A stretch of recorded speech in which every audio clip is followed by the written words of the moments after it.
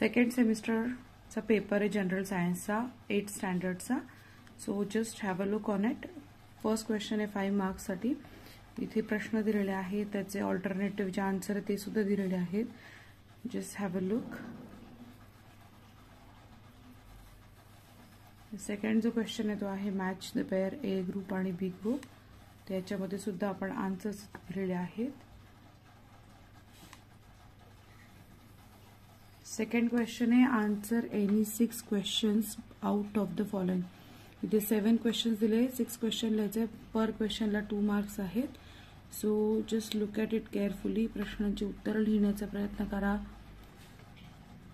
Why did Asian cheetah become extinct in last century? Describe white dwarfs. Give scientific reason. Raising swell after keeping in plain water. What is the difference between heat and temperature? Why a clinical thermometer has to be jerked before use? Sketch and label the calorimeter. म्हणजे तुम्हाला डायग्रामची सुद्धा practice करायला लागणार आहे. Why it is essential to change the tension is the vocal cord as we produce different sound notes from our larynx. Question third आहे 18 मार्क्ससाठी. Answer any 6 questions out of the following. First आहे write 2 functions of the following. Golgi complex आणि lysosomes. Second, explain the difference between arteries and veins. Third, which measures will you arrange to minimize the environmental problems arising due to non-degradable plastic? Question 4 write the chemical names from the given formulae. So यांचे सगळ्यांचे chemical names द्यायचे आहे.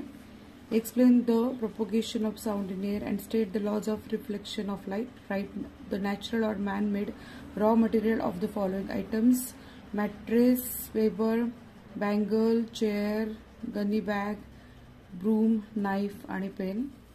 Question 4 आहे answer the following any 2 questions in brief. So इथे फक्त 2 questions तुम्हाला सोडवायचे आहेत फॉर 5 मार्क्स ईच क्वेश्चन.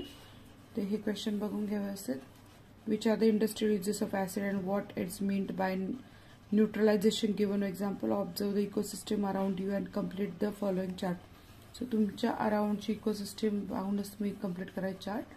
आणि थर्ड आहे कम्प्लीट द फॉलोइंग चार्ट. तर हा चार्ट आहे जो बुकमध्ये सुद्धा आहे, तुम्हाला कम्प्लीट करून लिहायचा आहे. यासाठी 5 मार्क्स आहेत. पेपर इथेच संपलाय.